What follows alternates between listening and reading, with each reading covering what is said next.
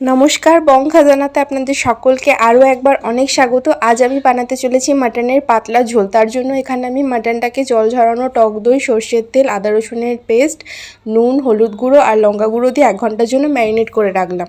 আর এদিকে আলুগুলো তেলে ভেজে তুলে রাখলাম। আর সেই তেলে আর একটু তেল অ্যাড করে দিয়ে দিলাম গোটা গরম মশলা, তেজপাতা আর চিনি ফোড়ন।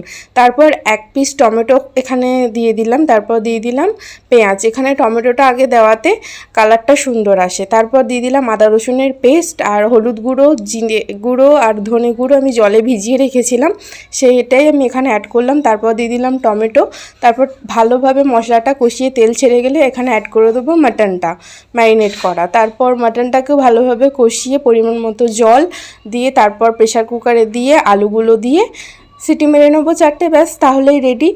প্রেসারের সিটিটা খুলে এখানে আমি দিয়ে দেবো গরম মশলা। আজকের রেসিপি কেমন লাগলো অবশ্যই